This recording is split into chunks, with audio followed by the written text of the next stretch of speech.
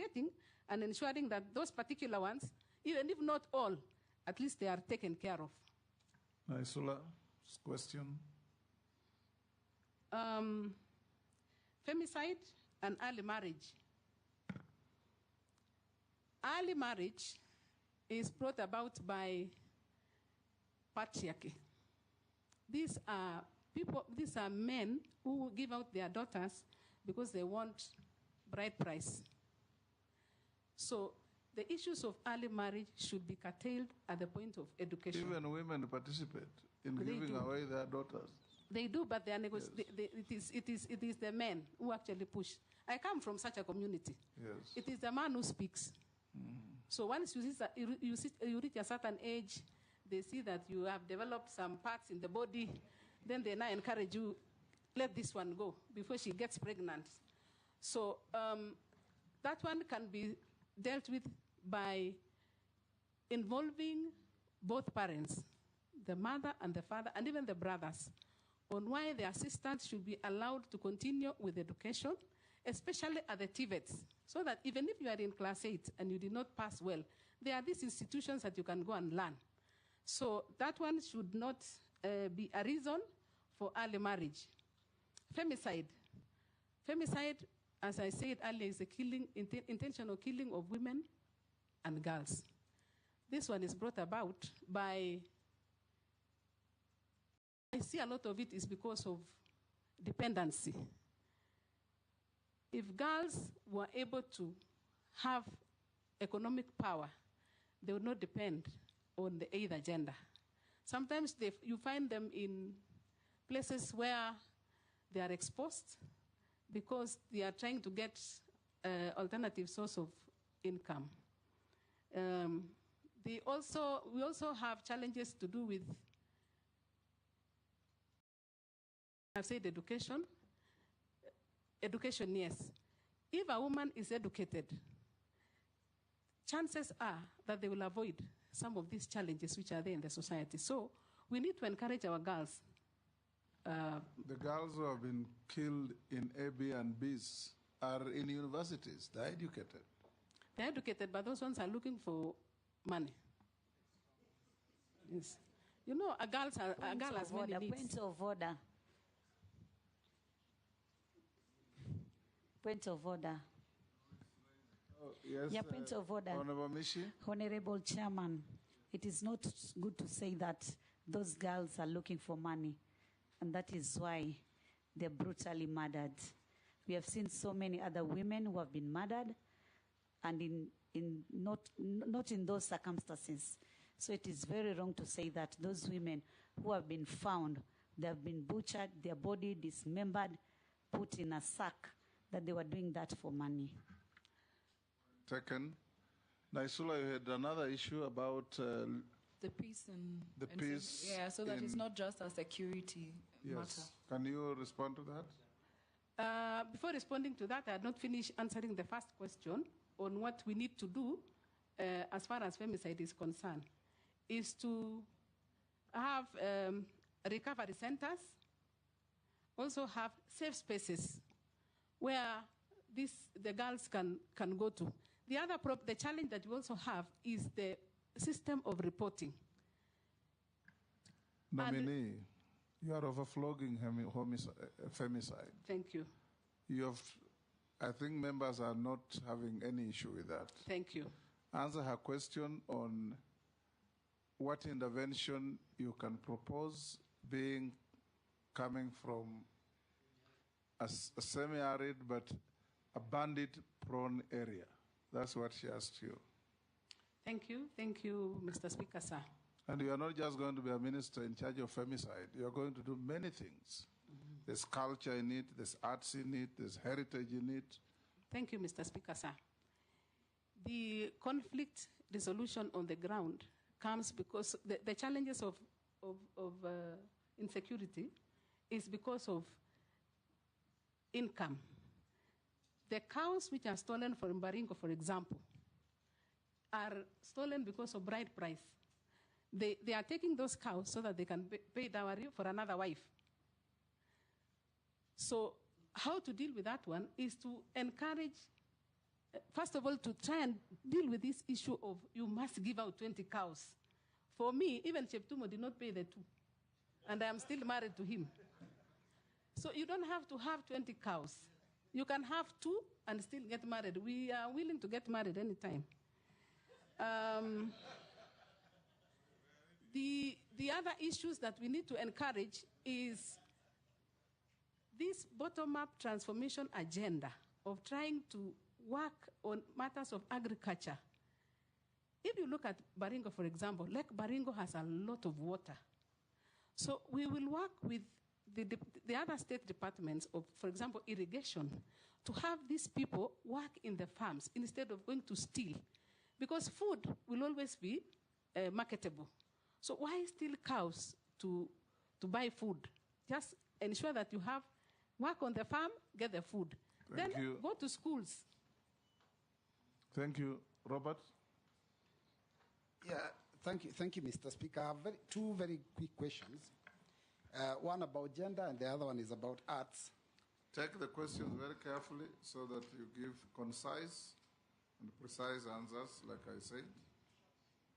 No stories. No stories. Thank you. Yes. Thank you, Mr. Speaker, sir. On femicide, we have had enough. Thank you. Yeah, I'm sure mine will be some maybe yes or no answers. Now, Article 27.8, Article 81B, and Article 100 are very clear about the 2/3 gender rule. And these have consistently been violated by state officers. In fact, I'll point out that in this nomination, if we approve the 2 of you, the cabinet will not even have achieved the 2/3 gender rule. What is your comment about that consistency in not making sure we get the 2/3? Secondly, on the issue of arts, you have talked to us here and you have told us you have been a teacher, you have been teaching, but you're not a trained teacher. Now, most schools have to have arts. In fact, we are looking at next year when we go to senior secondary, we'll even have a pathway. The pathway is called Arts and Sports Science. So basically... Yes, Janet. I wanted to through you. He's saying that she's a teacher and she's not a trained teacher. So, Speaker, for you to be a teacher, must you be a trained teacher? Was Jesus a trained teacher? People. Thank you, Mr. Speaker. I think Honorable Juneta has assisted me very seriously with my question, because my question was about arts in schools. Recently, you saw when there was that drama and a lot of drama in the streets of Nakuru, when a school presented some play and there were issues about that play, and the Ministry of Education has quickly said that anyone who's not a trained teacher cannot be allowed to interact with the learners to be able to help them grow their art skills. So what is your comment on that matter? Thank you, Mr. Speaker. Thank you very much, Honorable Speaker. I have a very simple question on the arts. One, there are a lot of musicians there in the villages trying to struggle to survive, and they're looking for ways to make a breakthrough. We look at the Tanzanian model, where great musicians come and they make money, but the Kenyan musicians still remain very poor. When you take over, if this committee approves you and you take over, what are you going to do about the young artists in the village struggling, and yet they have good quality music, but they cannot break through? Thank you. Honorable Millie. Thank you, Mr. Speaker. Mr. Speaker, I just want to note that should you be confirmed, which I really strongly hope you will, that you'll continue with the energy that you have shown, because you appear to have landed running, because this is a ministry that has stayed without a substantive CS for a long time. And I'm glad that you've noticed that one of the things bedeviling this ministry is budgetary allocation, of course, which goes back to Parliament. But again, using your negotiating skills, you said you'll try and use it to increase. I have one question that is gender-related and one that is culture-related. The question that is gender-related is that how do you seek to build a program for men so that they can take their responsibility of mentoring boys instead of always blaming women? How do you think you can do that? Even here, you have been asked a question asking you, what about the boys? Where are the men? You say our chairman asked you a question. I don't know who asked, but... It is me who asked. Anyway, sorry, Chairman, but it is not just you. It is a common... All of you have neglected the boy child. But that's the question I'm asking her. The men have neglected the boy child. So what program is she putting in place to get men to do their responsibility of taking care of the boy child and not blaming women for leaving out their responsibility? So that's my first question. How are you including men so that they can be responsible again, the way society intended them? So they take care of the boys and not blame women. You want us to take care of the girls, again take care of the boys. And then my second question, no, it is you. How can I take care of a 20-year-old boy? At least with the ones who are younger, that might be my responsibility for nurturing and caring. By the time you want me to tell you difficult things, there are issues I can't tell boys. Mr. Speaker, you are the only one who can tell boys. Why can she not take care of the 20-year-old boy? She's taking care of the father. You see, that is comic relief. Let it end there. You see, Mr. Speaker, that is where we are going.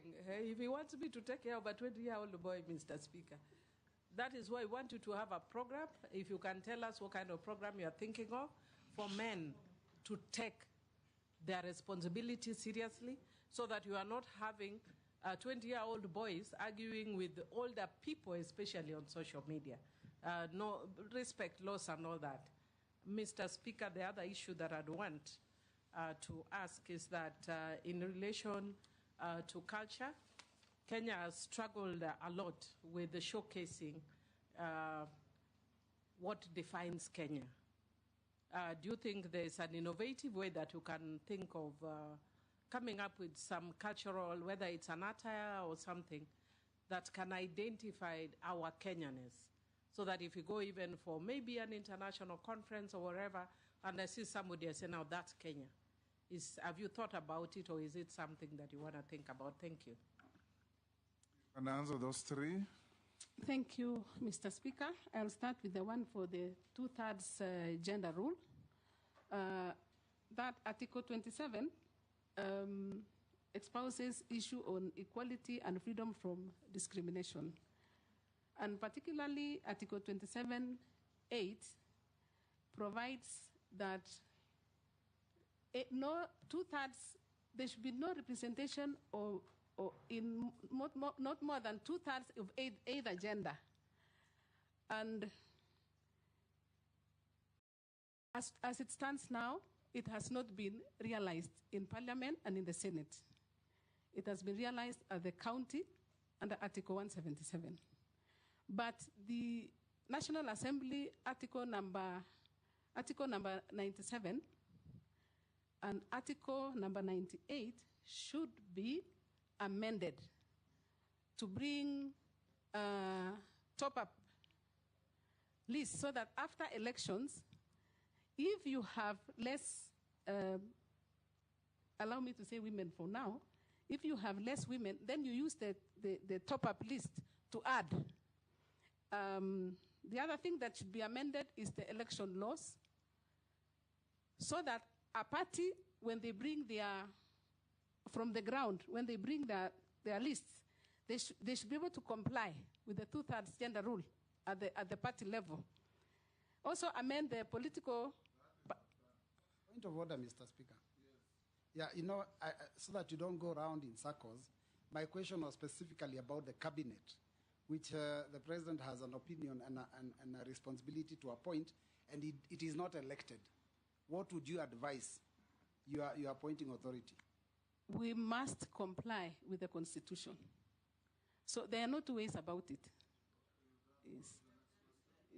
Yeah. The next one was the issue of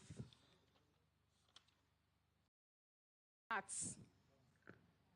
The issue of the non-teachers teaching. Non-teachers teaching. I am a trained teacher, not trained in a college, but I'm trained in life. Because if you are a mother, you can take care of other children. You don't need to take care of only of your children. So that which you know, use it. And I'm also trained in the local programs in the CED department. We have programs. And those programs, it is important for us to engage. So you don't just sit in an office and say, I can only... His last question was, do you agree with the Ministry of Education that non-teachers should not teach in schools?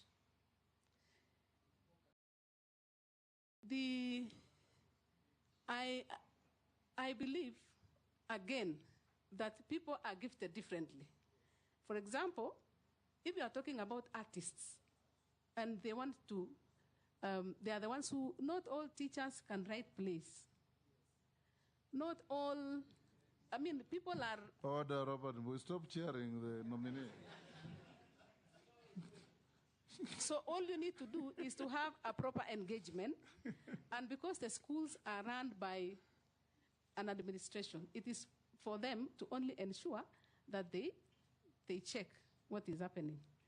And I'm not specific on any issue. I'm simply saying that should be the way. Go to the next question by Owen Bayer. Musicians. And Mr. Speaker, she has said proper engagement. A proper engagement, yes, absolutely. Musicians. Nominee musicians, he says our local musicians wallow in poverty. Musicians in our neighborhood seem to be doing very well. What are you, if you find favor with this community, going to do to uplift the status of our local artists, especially musicians? That was his question. Thank you, Mr. Speaker, sir. Arts is a very important aspect of life. The proposal that I have is to ensure that they are remunerated for the work that they are doing. In my reading, I came across a case where the performers are doing their work, but the collective management organization collect their money, but they do not remit. So they collect 100%, but they remit only 10%. Meaning the people who are actually doing the work are not receiving their payment. So one of the policies that we are going to engage first, in fact, that should be a priority, is to ensure that we look at why are they retaining this money. They should be prosecuted. ESCC and these people who are ESCC and the DPP, we should all work together to ensure that any money that has been collected, if one is retaining, they should be able to release. Otherwise, it is not that they are doing a lot of work, but they are not getting paid for the work that they have done. The other proposal that I have is to engage the county governments, because most of the performances are done at the Kenya National Theatre, but we need to ensure that we have cultural days almost frequently in the counties, and they are organized the way you organize football teams. People should be engaging over the weekends. Artists are there, you pay, and then now from there they receive their pay. And that can only be done with the help and with coordination with the county governments. Go to Millie Odhiambo. Men are our husbands, and they are our fathers, and they are our brothers. They need to engage in income-generating activities. In the ministry, there is a program that is meant to engage the men. I have read somewhere, to engage the men in income-generating activities, not to just wait for the women to go for chamas and then they come and beat them because they have money. The other thing they need to do is to involve the men in decision-making. You know, just like in the Bible, when Eve sinned, Adam was just quiet. Men need to come up, give their views. So we will be engaging them as we go, as we do these community-based projects, that we must have men giving their views. They should also register in cooperative societies, and then they borrow money, develop themselves, and ensure that they teach the boys to work hard from a very early stage. All these problems are coming because of patriarchy, because men believe they are not supposed to do much other than come in the evening and say, where is my food? It is a high time they also get engaged. Anna, you know, those are not correct statements. You also know that Eve made Adam make a wrong decision. Mr. Speaker, so he You know was that. quiet. The Bible says he was with her. Eve made Adam make a wrong decision. But answer the question of Millie about. Yes. Thank you. Chairman, I want to bring to the attention of the nominee, even from the composition of this committee, you can see men are more than, they are working harder than women. There were more. Secondly, that statement you must withdraw because it's bordering gender-based violence. I would like to thank you, Mr. Speaker. I'll take you back to the 2/3 gender rule. That is where that's why you are many. Now, Millie also asked you, in case you find favor and become the minister, you go to West Africa, you see distinctly Nigerian attire, distinctly Ghanaian attire. You go to other places, same thing. What you think you need to do to define the Kenyan? That you see a Kenyan walking on the streets of Beijing and you say, this is not just an African, that's a Kenyan. That's what Emilia asked you. Thank you, yes. Dress code, or rather dressing, you can't be able to say this is the kind of an attire that is acceptable, because we have several cultures. We have different cultures. We have Maasais with their culture, we have Kalenjins with their culture, we have Luos with their culture. I think what we can do for the time being, let's just put the flag on our head. Yes, George. Thank you. Thank you very much, Mr. Speaker. Speaker, we will start wearing flags on our heads to distinguish ourselves as Kenyans out there. I think that would be very interesting. Maybe before my brother here asks, just to help for purposes of the future, because I've been very observant, what you have said in just can actually work. Not necessarily by the flag. If you look at the Kalenjins, the Luos, the Kikuyus, they always, especially for the women, they have this sort of a variant of what I've modernized here. In Luo, it's called Ligisa. And in Kikuyu, you have it. So women have it, these men have varied. What Jomo Kenyatta used to wear, what Oginga Odinga used to wear. So it used to be worn as a leadership thing, but we can change it and make it a fashion statement. The other thing is, whenever I go out of the country, I see anybody with Kikoi, they are always a Kenyan.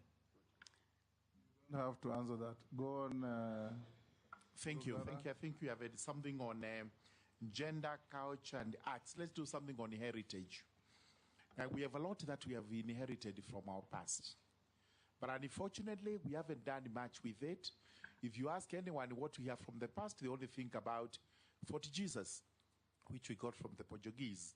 Otherwise, the rest of it, including where did we find the Turkana boy, origin of mankind, or where is that discovery that we had, where has it gone to, or Rusinga Highland, where our people from Uganda, the Abasuba, settled. All these ones. What do you intend to do as the CS in charge of heritage to ensure that we actually multiply the heritage features we have in the country with the sole purpose of revenue raising, tourism, and other attractions that are likely to be of benefit to the country? Thank you, Mr. Speaker. Mr. Speaker, I want to ask the nominee. She mentioned that the gender desks at the police stations do not work, and she suggested they should be at the hospitals. I want her to tell us who is going to fund it, or is she expecting the police to be at the hospitals manning it? Because the gender desk at my police station is not manned, womaned by a lady officer, an inspector. So who do you, because you have said there are no funds available, who do you intend to put at the hospital? Yes, it may be a good idea, but who is going to run them, and is it going to be under the police? Secondly, our museums, in Kenya, I believe they would be under you, under heritage. Our artifacts are non-existent in the museums which are in the country, and they are underfunded, our museums. What do you intend to do about them? Ferdinand? I think we may be repeating the same thing. Then don't. But what I'll do, Waziri, if you are going to be made a minister from interviews now, is that first and foremost, you talked about marriages. I think I quite agree with you. But the whole thing is that we are losing our direction as Kenyans. For example, in my culture, we had this very old culture of circumcision in Luya land that was done culturally. Today, it's been rolled out. Now you take, instead you take that was actually even Kalenjin. Today, most of the children now are going to the hospital to be circumcised, yeah, which is actually not what we had. So there's that Western influence, and we have to go back to so that you can be told, as you are rightly saying, we want to put on a flag to show they are Kenyan. But actually, you can also, when they come, when a foreigner comes to this country, he knows exactly that, oh, this is a Maasai, this is a Jaluo, this is a Luya, whatever it is. What are you doing? Because there's a lot of influence from the Western that actually eroding this culture, which to me should be revived. Thank you. Can you answer those three? I will start with a question of heritage. We need to promote our heritage by hosting cultural days in every county where these sites are. Like, for example, we have Fort Jesus, we have Mount Kenya, Mijigenda, Kaya Forest, having like hosting cultural days around Lake Baringo, Lake Bogoria, the lakes around Mount Kenya, because that is an heritage. So that we are able to connect with the heritage sites, is to host the cultural days there at the county, because they are situated at the counties, most of them. We need to work with the Ministry of Tourism so that they are able to market, because they are the ones who come into contact with our tourists, so that they are able to give a boost in terms of marketing for the tourists to visit their heritage sites. We also can use the writing competitions, what we are talking about, arts. Engage the students to write essays, to write about our heritage sites, and also have Kenyans to know what they are and where they are. Most Kenyans don't actually know. And I'm one of them. I've never been to Lake Turkana at my age. So we should encourage Kenyans to know what is their heritage by visiting. I even propose that you should be holding also these kind of meetings in an heritage site. You must not come to a hall like this. We need to go down, because that way you are sensitizing. When they know the speaker is in Lamu Old Town, then all these cameras would be there, and that is a way of publicizing our heritage sites. I am also aware that there is a pending policy and legal framework on the Culture Bill 2014. The Museums, Heritage and Museum Bill is pending in Parliament. These are some of the legislations that they need to be concluded so that they comply with the Constitution. I will be appealing to the leadership of this House to ensure that they help us to get these bills concluded. So I think that's what I can say now on issues of heritage. Museums? She has not reached you yet. No. Go on. Go to Dawood's question. Our museums are empty. The artifacts are missing. They are in museums in London, and museums in Berlin, and museums in Paris. What are you going to do to get them back? Some countries are doing so. That's Dawood's question, right? Yes. I think there is already a policy, or rather there is an engagement with the member states of those countries to ensure that they return our items. For example, in Baringo, there is they say it's the oldest man. Avoid the temptation to show the country that you are going to be a minister for Baringo. No, I'm just using that as an example. Yes. I'll not use another one. Talk about the whole country. That person, that old person, is I'm told is in Germany. Yes. He needs to be brought back to Kenya museums. In fact, the other day, the schools were here, and I asked them, one of our primary schools, where did you go? They said, we went to the Museum of Kenya. What did you see? They said, we saw a lion. And how can lions be there? They are not there. It is just those things and snakes. Yes. Actually, the things which are there are snakes. We are going to have an engagement as a department or as a ministry to visit the museum and come up with a solution. Because some of the things that they are saying is that they are understaffed. Again, they will go to the issue of there is no funding. Mostly they are talking about funding. So again, we'll have to see how we can get the funds, even if we engage with private, have a private partnership so that they can use it as the advertisement, but they finance bringing these issues which have been taken out of the country. Right. Go to my point of order. Yes. Yes, Ferdinand. Yeah, I think you came very well, but I want you to stress this fact that I think because the culture is almost disappearing, let's host a day through this parliament. I think you can request so they can be able to give you, so they can have a day which is actually a cultural day for Kenya, where people can, everybody can go wherever they come from to have that. I think that's what I want you to say. Mr. Speaker, she's not answered about the gender desks being in the hospital. Who is going to run them? Is it the Ministry of Gender or is it the police? And who is going to pay for it? Nominee? I think there's already a cultural day. It has only not been gazetted. Yeah. So we'll follow it up. Then the issue of the desks. Policemen and hospitals, they don't stay far from each other. Those are public utilities. Where there is an hospital, a police station is not. So we don't need to employ other people. Use the same people. Work with the Ministry of Interior to have that desk moved there instead of employing other people.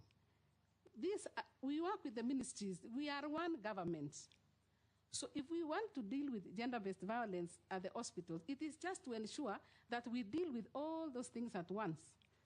The treatment, the reporting, and the psychosocial support.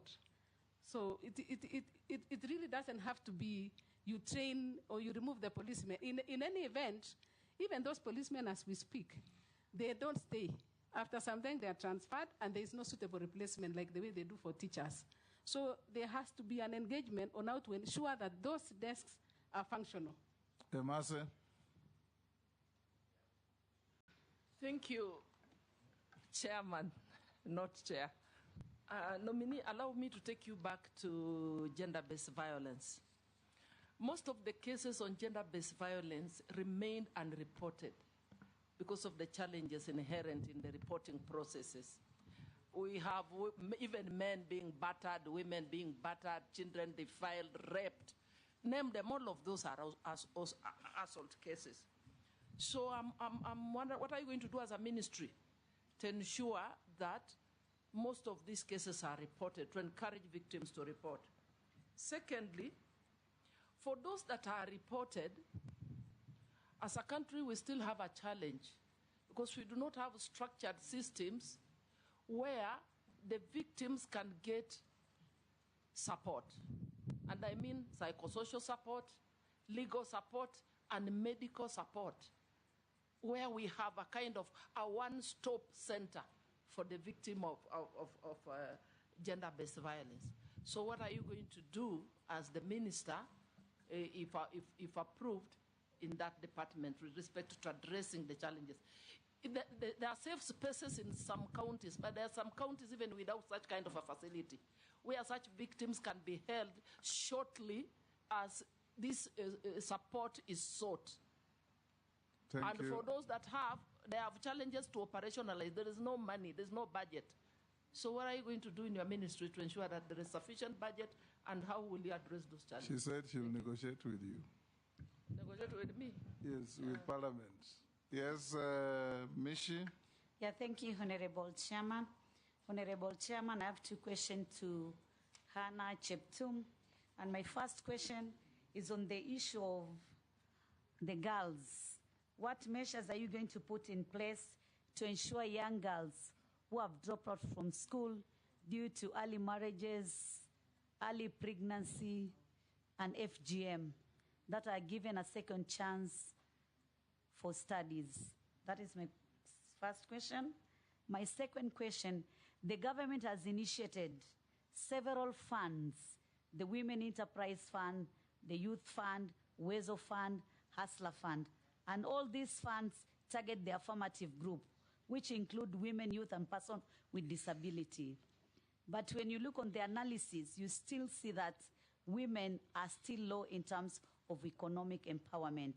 What measures are you going to put in place to ensure that these funds reach the target audience and also they give positive results? Thank you, Honorable Chairman. Russell? Thank you very much, Honorable Speaker.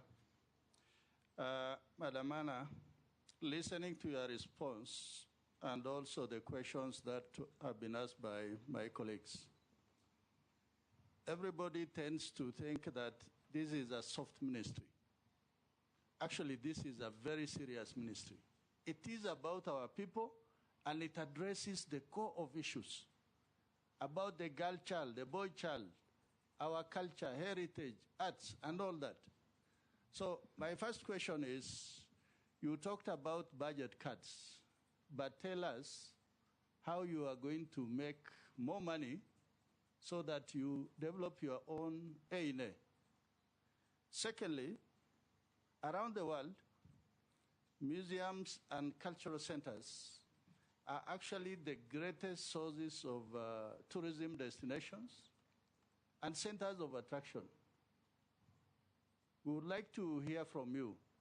What are some of the strategies and initiatives and innovative ideas you are likely to come up with so that more Kenyans actually, instead of traveling out, they can travel inwards to go to Ilret on the shores of Lake Turkana,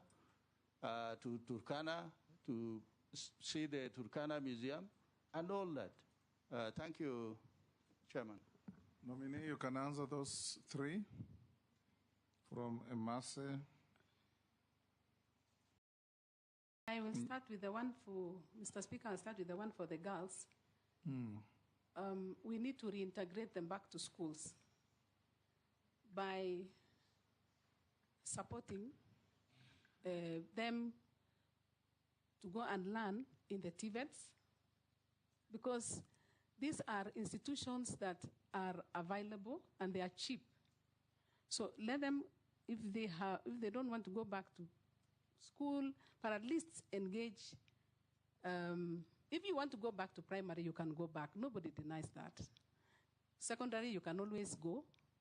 But join these TVET institutions so that you gain a skill, so that you can support yourself after that. On the issue of Wezo, we need to train the members. We need to train the women. Earlier on, I mentioned that I worked in the Ministry of Cooperative Development. And why they are now the biggest deposit-taking organization is because of training. We need to train, because people need to know that that money they are taking is a revolving fund. It needs to go back so that it can support another person. But also, be very stringent on audits. We need to strengthen the internal audit of these funds so that before it is seen as a big item, as having losses, that we need to ensure that we audit periodically these funds. And that is one of the issues that I'm going to look into it so that we don't have losses or misuse of the funds. The other question was about the issue that we have budget cuts. What can we do as a ministry to ensure, or as a department, to ensure that we have funds without depending on the budget? If you look at some of the semi-autonomous government agencies, they are called sagas in that ministry. We have one like Bomas of Kenya. Bomas of Kenya, once it will be complete, is going to bring a lot of income. And that in itself can be able to finance. It can finance itself, and part of it can also be used to develop another project. We also need to engage, like for example, Kenya National Library. Kenya National Library has come up with e-books. And with those e-books, once you register, you pay, and then you can read those books. So that payment is actually going to support the work that is happening in that State Department without having to go to Treasury. So we are going to work with the same institutions that we have and ensure that they become income generating, self-financing. You look at the ones that can easily, they are the ones which can, like now the museums. If you really develop those museums and you work with the Ministry of Tourism to ensure that tourists come and they go to those sites, definitely we will have income being generated by those institutions. So we wouldn't have to depend on exchequer. What was the other question? The other question was from Mary Masse on a robust support program for GBV victims. Gender-based violence is, I said earlier, it is one of those functions or one of those vices that has to be eradicated completely. That one we have to negotiate for funds to ensure that we actualize the reporting system. We should have a reporting system that is very, very clear, so that once you have that violence. That point is made. She's asking, reporting will be there. It's a given at the police or any other government agency. How do you compensate the victims? That's what she asked. Isn't that so, Mary? I don't think so. You forgot what you asked? Speaker, I asked two questions. One, how she's going to encourage victims to report. Because the reasons why they are not reporting are known. One of it is cultural. One of it, you've just had no gender desk, whatever, or the gender desk is not friendly. Things like that. She has talked about that since she started. Okay, so, fine. Yes, the second one was on the support system for the victims. That's what I'm saying. Yes. On how to report, you have said that over and over.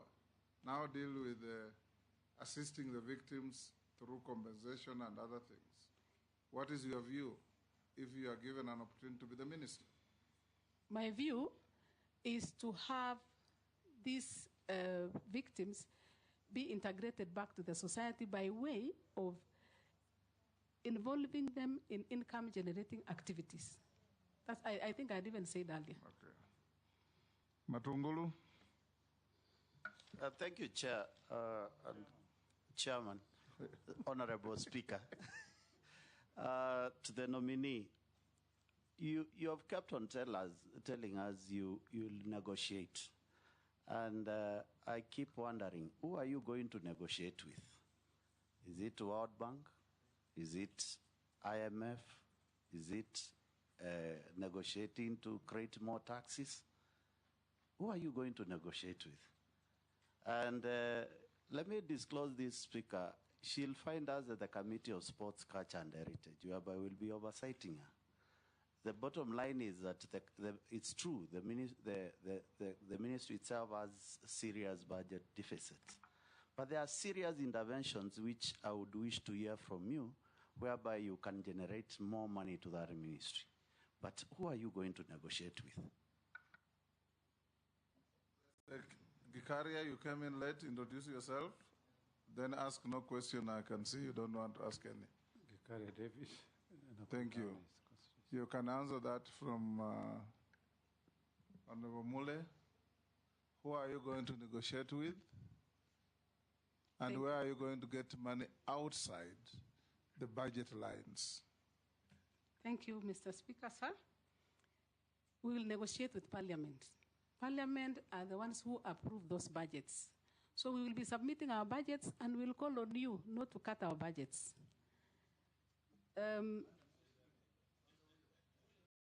The man with the dagger is sitting there. I also think we can engage the private sector.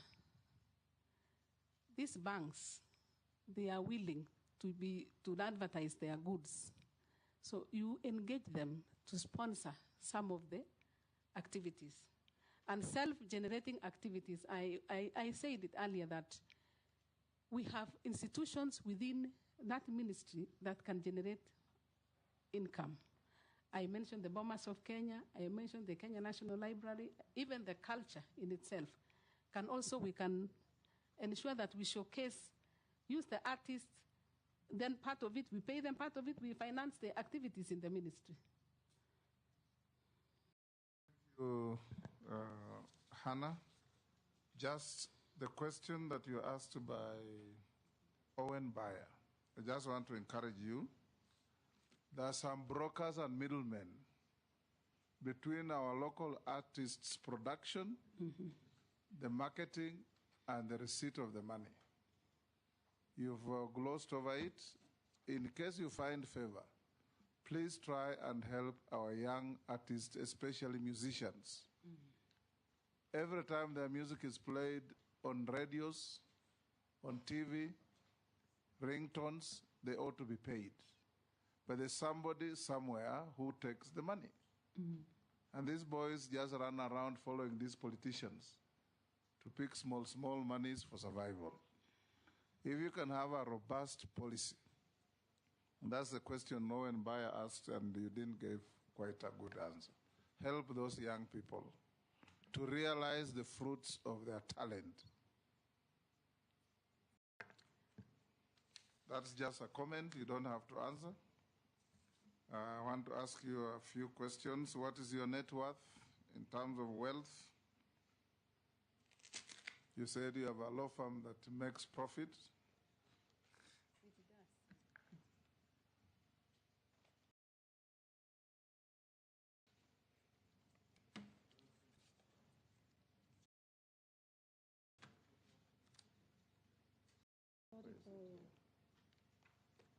I don't have money. The money I have belongs to my husband. Now you are... And I have not done... We presume you to be the sole administrator of the estate. Succession. And by the way, Mr. Speaker, the part of what was supposed to be due to him has already been stolen. Pardon? Part of what is due to him has already been stolen in the cooperative. During the day we were having the burial. Yes. When we were having the church service. Yes. I was told that 250,000 was borrowed by him. When he was lying in state? Yes.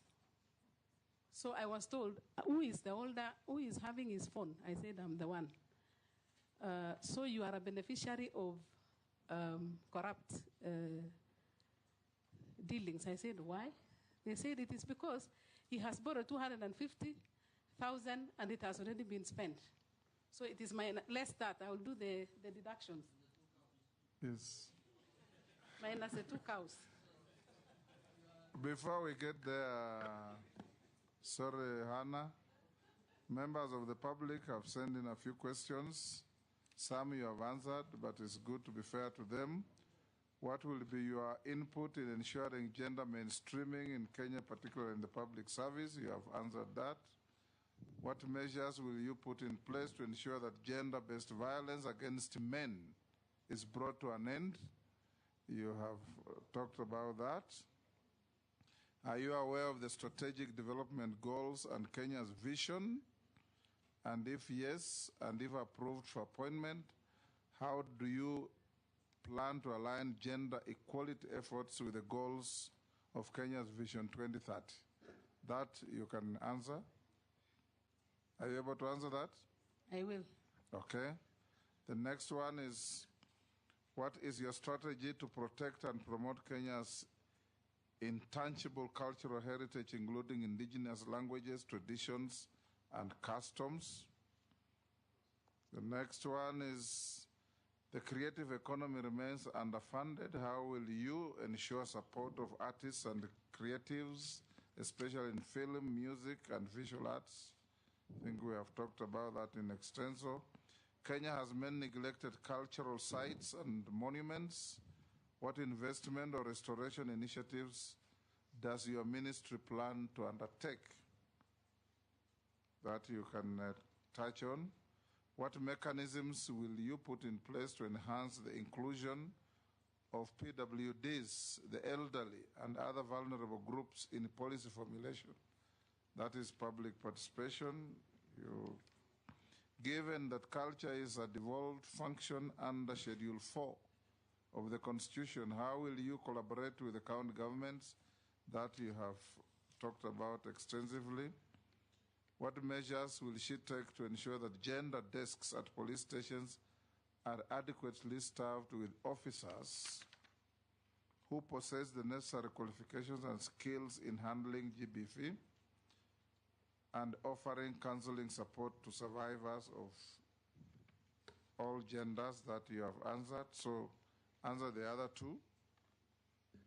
On strategic development goals and Kenya's vision.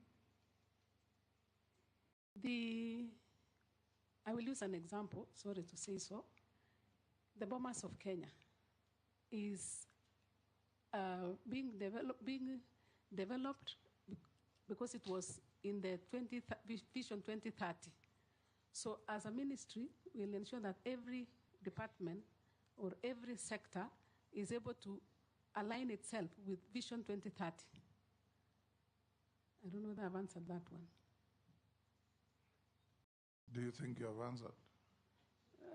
I have attempted. Some questions you attempt, others you will deal with them as you get to the ministry itself. Yes. Yeah. Okay. Yeah.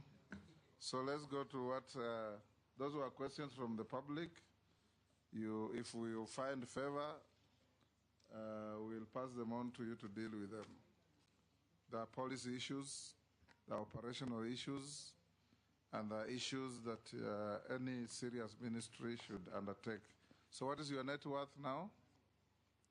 Have you?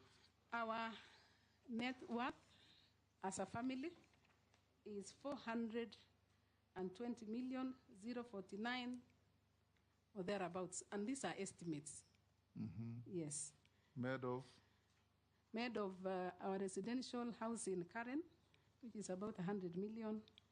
We have a residential house in Nakuru, 15 million. I read all of them. It's very big. I read all of it, Mr. Speaker, sir. No, it's okay. Yes. We have it on our files. Okay. What is very big? You have seen it. It's very well tabulated. Have you ever been convicted of an offense in a court of law? No. No. Have you ever been adversely mentioned in any parliamentary committee report? No. Do you hold any office in any political party? No. Have you ever been dismissed or removed from office for contravention of the Constitution, particularly Article 75? No, sir. You haven't. So thank you very much, Hannah. The committee will retreat to assess your performance and pass a verdict on your suitability to hold office. We thank you for your appearance. We looked at your documents. Mr. Speaker. And what we have. Yes. I wanted to raise this as an AOB. Go ahead. For future reference. Yes. Every time I see members come in and we ask them if they are Christians, and they raise a Bible, and then we tell them to swear. That is actually unbiblical. Why? The Bible doesn't allow people to swear. It says you are yes, be yes, or you are no, be no. So when you swear by the Bible, what denomination it's sinful. do you belong to? I'm a Christian. We have denominations. I am a Catholic. Yes, and I am. we swear I am by both. the Bible. Then you are sinful, because the Bible says very clearly you are yes, be yes, and you are no, and be Millie, no. Don't be like pagans who swear by the Bible. I saw you in Parliament. I swore you. No, holding a Bible. I affirmed. I don't swear. You affirmed. The Bible says you affirm. Yeah. The Bible is very clear. You affirm. You don't swear. Pardon? So we are encouraging people to be sinful. How do pagans swear by the Bible? Yeah. Unless it is Millie's Rosing Island Bible. You know, Millie is always quoting controversy, and we will not allow it here.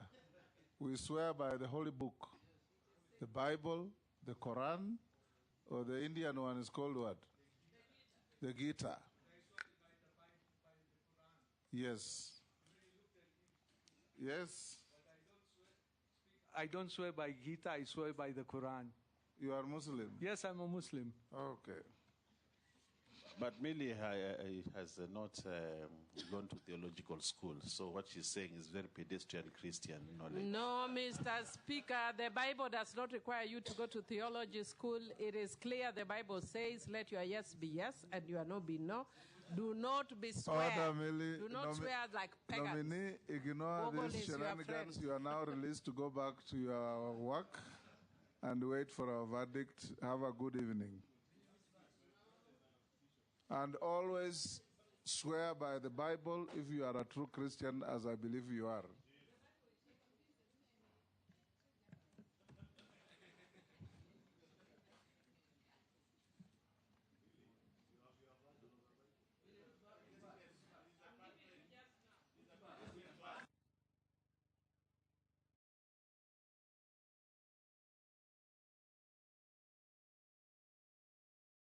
Follower of Mackenzie. Mr. Speaker, in the book of Matthew 5, verses 37, yes. Hallelujah, brothers, it says, but let your yes be yes, and your no be no. For whatever is more than this is from the evil one. But it doesn't say don't swear by the Bible. We are followers of Jesus. Yes. So we swear by his book. Yes. That verse, Millie, that verse. And that verse doesn't say you can't swear by the Bible. That verse is when you're married.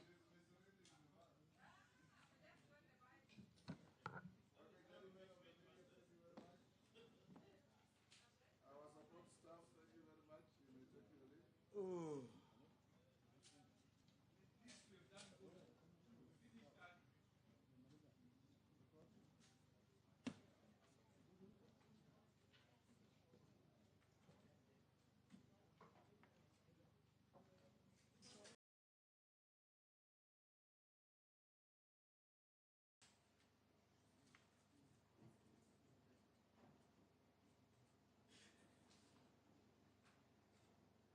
Good afternoon. Yes, the mic. Good afternoon, madam. You are Hannah Wendot, Cheptumo. Yes, sir. Welcome to this Committee of Parliament, the Committee on Appointments, chaired by the Speaker. You are truly here. I'll invite members to introduce themselves, starting with Majority Leader. My name is Kemani Shongwa, Member of Parliament for Kikuyu, Leader of Majority. My name is Junet Mohammed, Member of Parliament, Suna East, Minority Leader. Nelson Koech, Member of Parliament, Belgut. Kosing David, Member of Parliament, Pogo South, Member of this committee. Zakaria David, Nakuru Town East constituency. Naisula Lesuda, MP Samburu West, a member of this committee. I'm Ferdinand Wanyonyi, Member of Parliament, Kwanza and Trans Nzoia County, a member of this committee. My name is Abdul Rahim Daoud, MP for Northimenti Meru, and a member of this committee. George Getonga Murugara, Member of Parliament, Tharaka constituency, Tharaka Nithi, a member of the committee. Milio Diamo Mabona, Member of Parliament, Suba North, and Minority Chief Whip, and a member of this committee. And a woman. I thought that was obvious. Robert Mbui, Member of Parliament for Kadhiani, Deputy Leader of the Minority. Stephen Mule, MP Matungulu, Machakos County, a member of this committee. Dido Raso, MP Saku, committee member. Abdi Shurie, MP Balambala, a member of the committee. Caleb Amisi, MP Sabot, a member. Masemeri, MP Teso South, and a member of this committee. Mr. Speaker, my name is Samuel Njoroge, Clerk to the National Assembly. I'm leading the secretariat that is serving this committee. Madam Hannah, you have been nominated by His Excellency the President as a Cabinet Secretary for Gender, Culture, the Arts, and Heritage. The purpose of appearing before this committee is to assess your suitability or otherwise to hold the office to which you have been nominated. You'll have an interaction with this committee. They'll ask you questions. You're expected to answer concisely and precisely. No stories. Just answer the questions as they are asked. Before we embark on that journey, I'll advise you to tell us if you are Christian, Muslim, Hindu, or a non-believer, so that we can know which oath to administer on you. Thank you, Mr. Speaker, sir. I am a Christian. You are Christian, so you may be upstanding. Take the Bible in your right hand and raise it, and you will recite the oath that the sergeant will hold for you. Move closer to the mic so that it's recorded. Thank you. I, Hannah Wendot Cheptumo, do swear that the evidence I shall give before this committee on the matters under its consideration shall be the truth, the whole truth, nothing but the truth. So help me God. Thank you. You may take your seat and sign to the oath.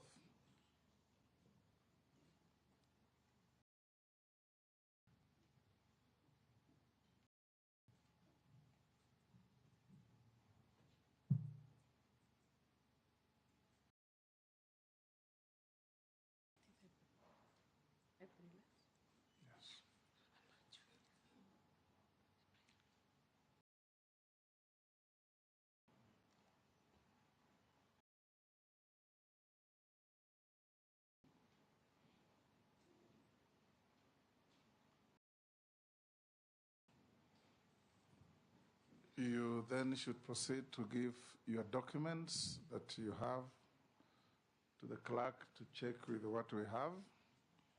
Having done that, I'll give you 5 minutes to tell this committee who Hannah Wendot Cheptumo is,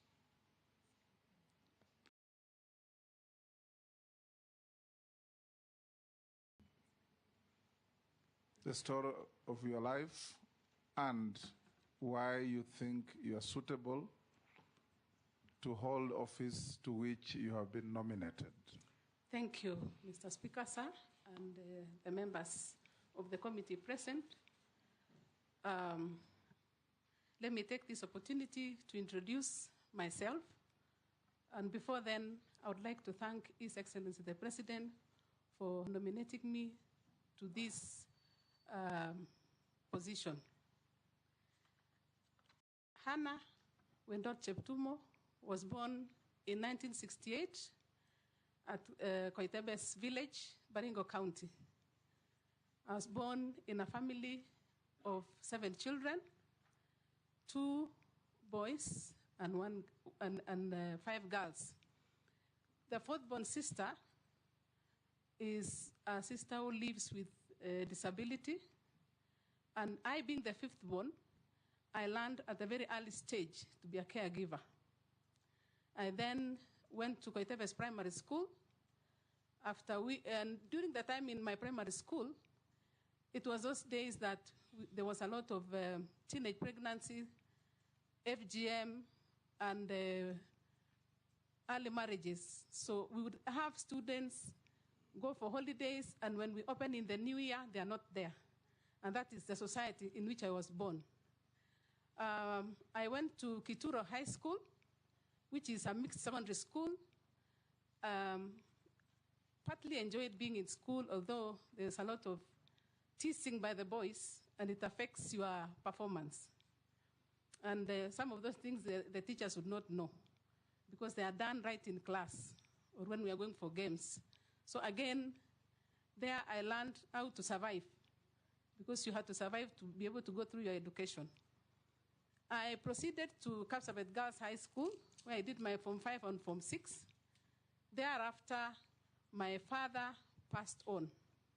So then my mother became the sole breadwinner, and the issues of patriarchy in the society were very pertinent then. So some of the people that had sold some property to my father wanted to take it back, because it was only a woman now who was there. So it really sensitized me at a very early age. I proceeded to the Cooperative College of Kenya, where I learned management of cooperative societies, audits. After I completed, I proceeded to work at the Ministry of Cooperative Development, where I was managing about 30 cooperative societies at any one time. And the work I used to do was management, training, and supervision. While working there, I was able to see how members of cooperative societies were suffering, because money would be deducted at source and not remitted. So most members died before they received their dues. And that really informed my decision of joining the law school, so that I could see how we can sort some of the problems, because they were apparent in the society. So I then consulted widely, and while there, remember, I was at an advanced stage, so I met the love of my life. So I married Cheptumo, and were blessed with 3 children as I was still working. So through his mentorship and also consultation widely while working, I proceeded to go and do law at the University of Nairobi. I completed the University of Nairobi and continued working now as a negotiator and alternative dispute resolution agent at the Cooperative Tribunal. In 2007, my husband joined politics, so I had no choice but now to go and work in the law firm as a managing partner, which I still do to date. Other than my professional and family life, I am also, I have a lot of social things that I do, mostly in the church. I am a member of Africa Inland Church Kenya. Specifically, I'm a member of AIC Langata, where I am the chair lady of the church, so I lead the women as a woman. I also teach children in a program called CED program, Christian Education Department. So I teach girls of the age of 6 to 12. They are called stars. So we teach them to be stars at a very early age. Then once they pass that age, we teach them now as cadets. The skills that we teach these children is to know how to live with others in the community. And who teaches the boys? The boys are taught by the men, but I am a patron there, because we have to ensure that the boy and the girl know how to live together. Next to our church, there is a slum. So we noticed that the girls and the boys in the slum did not have an opportunity to learn because they don't have the space. So we would go doing missionary work there, then we bring the girls and the boys and we teach them. To date, if you go there, you would not know who comes from the slum and who comes from the estate. And that is what I've been doing. And in brief, you only gave me 5 minutes, so maybe I stop there. But I would like to say, through what I have talked about, or rather giving the chronology of my CV and my life, I learned at a very early age to be a caregiver because of my sister. I learned how to do conflict resolution at the corporate tribunal. I am a serious negotiator. I even negotiate for votes and I succeed. So that one I've learned as a family person and as an advocate. And in leadership, a lot as I work in the law firm, because to come from that old age and to run a law firm and it is profitable to date, I had to really know how to negotiate and how to deal with clients' issues. So that business is doing very well. It is paying tax. I'm a mobilizer. I mobilized a lot in cooperatives. I'm a teacher in the church. People management. For you to succeed, you must know how to deal with people. And I am a keen listener and a serious negotiator. I listen and I negotiate. Thank you. So, Mr. Speaker, sir, with these skills, I would like to say, if this committee approves my nomination, I will negotiate for more funding for my ministry. And negotiating means budget issues, because when I went through their readings, most of their problems is budget cuts. I will also foster teamwork. You can't work alone. Mine is like an issue of marriage. It is me who is getting married there, and the marriage must work. I will also engage other stakeholders to promote arts, heritage, culture, and champion for gender equality. And because I am a lawyer, I'm especially keen to work on pushing for pending policy and legislative matters, which I saw most of them are pending in Parliament. So the Constitution is there, but the relevant laws, are wanting. Thank you, Mr. Speaker. Majority Leader. Thank you, Honorable Speaker. Honorable Hannah Cheptumo, you only seem to have worked with the Ministry of Cooperatives as a cooperative officer way back, yes, before you went into private practice. Do you think you have the relevant experience to serve in public office? And I know you are married to a politician, so you might have engaged in a number of public engagements with late Cheptumo. But do you think you have the relevant experience now to serve as a cabinet secretary in public office? And aware of the demands of that office as a cabinet secretary, you have also stated that you have been engaged in a lot of other activities outside the law practice in your firm, in the church. Are you going to be able to now do those other things that you do in the church, including teaching children on CED, as a cabinet secretary? And lastly, on gender-based violence, you come from an area, as you say, girls experience a lot of hardships coming from a semi-arid area in Baringo. And you've seen the recent news of femicide cases and gender-based violence against young girls and women in the country. What is your plan, should you be approved, to stem that those rising cases of gender-based violence and femicide in the country? Thank you, Mr. Speaker, sir. We can take 1, 2 more. just note what you have been asked. Junet? No question? I'm satisfied. I have no question.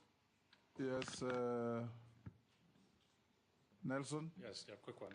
You said that if approved, you will negotiate for more funds for the ministry you've been nominated to. Where, in your opinion, do you think those before you have failed? Thank you, Honorable Speaker. Let me say this, that her late husband, Honorable Cheptumo, I served with him for 10 years. Number two, the late Cheptumo was a senator representing my community in Tiate. And therefore, with those remarks, Honorable Speaker, I wish her well in convincing this committee to approve her. I thank you, Speaker. Naisula? Thank you, Chairman. So you come from a region in the North Rift where there's a lot of conflict. And most of the time we leave it to the security department, while we know women and children bear the most brunt of conflict. I would like to know, if you're approved and you become the CS, what efforts you will put in to build, to ensure that there is peace also in that region. And then I'd just like to hear from you, because when you talk about femicide, when you talk about cultural issues, you really can't point your finger on it, really. I'd want to hear what innovative ways you will deal with issues of femicide, on the cultural issues like early marriages, FGM, things that we have struggled with as a country for many years. You can answer those three. Thank you, Mr. Speaker, sir. Thank you, members. I hope I have captured well. So to start with the issue of whether I am qualified or whether I have the capacity, I earlier on said that I have worked in the Ministry of Cooperative Development. That is where I came, that is where I started my work. I worked there for 14 years. Secondly, where I'm going to work, I will not be alone. We have a structure in that ministry, so you work with the people who are there. They are permanent secretaries, they are heads of departments. You consult widely so that you can be able to function. So I believe I'm qualified because it is about the other person. You can't work alone. You have to work as a team. The issue of the other works, if you talk about the law firm, I have trained many students through pupillage. It is an opportunity now to give them the chance to also work there. And secondly, 2 of my children are advocates, so they will continue. After all, it was the vision of their father. Let them carry on. About teaching in the church, that one I will not abandon, because that is where the cradle of life is. So teaching, you do it on Saturdays and on Sundays. And when I'm not there, there are other teachers, and we work together. So I believe that I will be able to do all that work given the opportunity. The issue of, was it gender-based violence and femicide?